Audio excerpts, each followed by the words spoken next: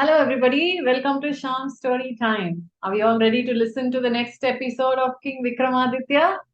Bhojaraja came back the next morning. He was in a hurry to sit on the throne of Vikramaditya. The moment he kept his foot on the 15th step, the puppet there stopped him and said, "My name is Prakashavalli. Today I'm going to tell you the story of King Vikramaditya, after which you will feel that you are not worthy to sit on this throne." Bhojaraja said, "Yes, please go on with the story." The puppet said, "I'm going to tell you the story of Vichitrakala." Then it went on. Once upon a time, in this huge kingdom of Tangamapuri, there was a king and queen. They had a lovely little daughter. Her name was Vichitrakala. So they taught her all different art forms, and she grew up into a beautiful maiden. When she came to the marriageable age, the king and queen were thinking that they should get her married to somebody that she loves a lot. One day, Vichitrakala was sitting on the terrace of their palace and she was enjoying the stars. At that time, there was a rakshasa whose name was Mrigangatha. He passed by. He looked at Vichitrakala, fell in love with her. This rakshasa wanted to marry Vichitrakala. But this Rakshasa was doing a certain penance. And he felt within himself that he will finish the penance and then come and take Vichitrakala and go. Now, Vichitrakala also had lots of powers because she was a very, very prayerful girl. And somewhere within her, her intuition said that this Rakshasa is going to come back anytime and take her. She ran to her father, the king, and told him, "Father, you have to somehow save me from this Rakshasa. I know his name is Mrigangatha and he may come any time. And somewhere within me, I feel that he's doing a penance and he's going to come and take me after that. Please help me, Father." The king said, "Oh my God, I am powerless in front of a Rakshasa. I think you have to go and pray to the goddess who is at the outskirts of Tangamapuri. That's a very powerful goddess. Go and pray to her. The goddess will show you a way." So the next day, Vichitrakala went to the temple of this goddess that was on the outskirts of Tangamapuri. She closed her eyes and she was in deep prayer to the goddess. The goddess appeared in front of her and said, "What you have been having as intuition is in fact right. Mrigangada, the Rakshasa, is in a penance. As soon as the penance is over, he aims to come and take you. But even I can't help you. Mrigangada, the Rakshasa, has lot of powers because of his penance, and even I am powerless in front of him. But I can tell you a way how you can escape.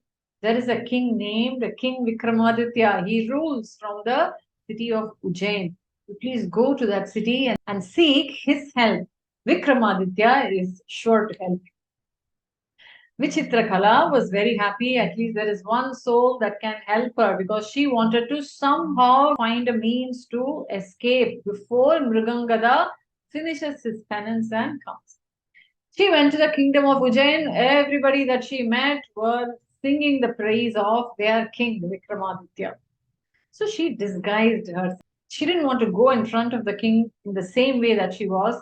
She had the face of a witch or a hag, but her body was youthful as always. She stayed in a woman's house in the city of Ujjain, and every night she used to sing lots and lots of songs. One night, King Vikramaditya was in his usual rounds around the city, and he heard the song sung by this woman. And he fell in love with the voice. He wanted to see who it was. He ordered his men to find out who is the singer and bring her in front of the king. So the king's men went, they fetched Vichitrakala. She had a hag's face but a very youthful body. They brought her to King Vikramaditya. King Vikramaditya looked at her. Her face looked like a hag. She had such a youthful body. There must be some story behind her. He asked her what happened.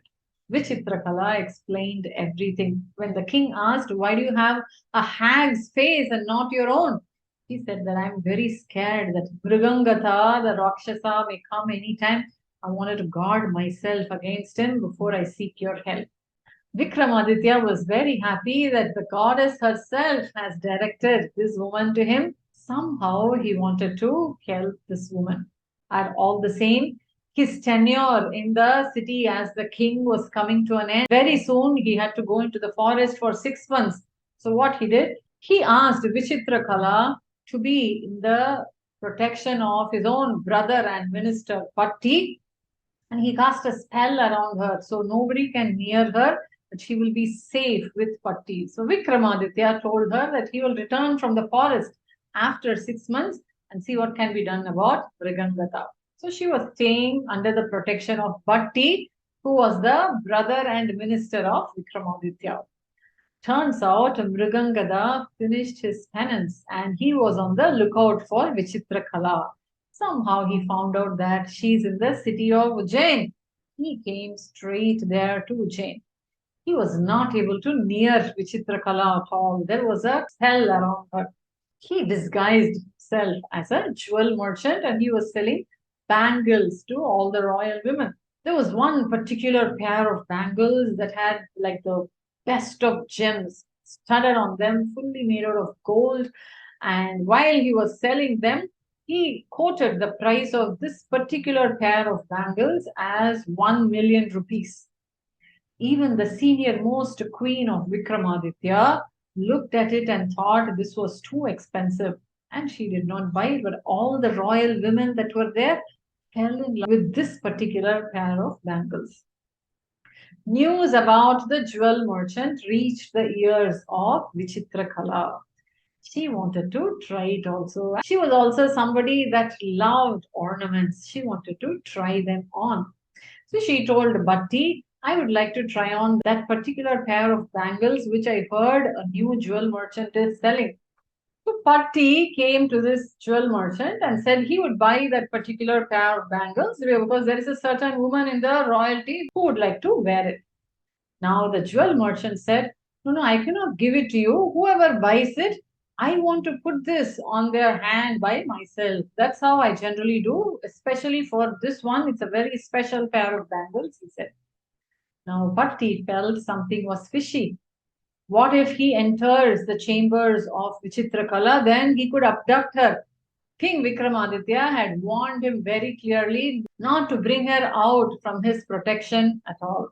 Now, Bhatti said, no, that's okay. Please wait. Let me check with this woman and then come back. He came and told Vichitrakala what the jewel merchant said. She instantly understood that this is Mrigangatha in disguise. No, I don't want any pair of bangles. Please save me.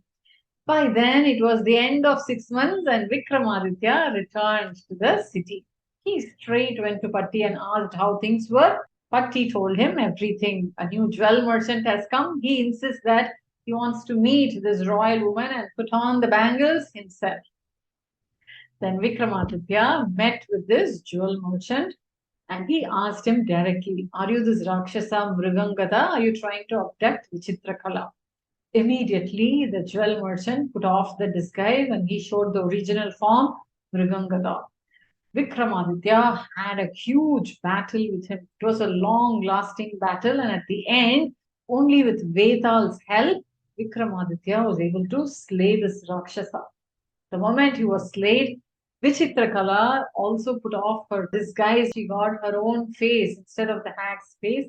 She came running and thanked Vikramaditya for saving her. And it is said that Vikramaditya himself married Vichitrakala. She was one of the queens of King Vikramaditya. Now, all the story is narrated by the puppet on the 15th step to the throne. It stopped here and said to Bhojaraja, do you see what a great person Vikramaditya was? Are you worthy enough to sit on this throne? It asked. Bhojaraja did not even answer. He just walked off to his chambers, but he wanted to come the next day and listen to the story of the next puppet.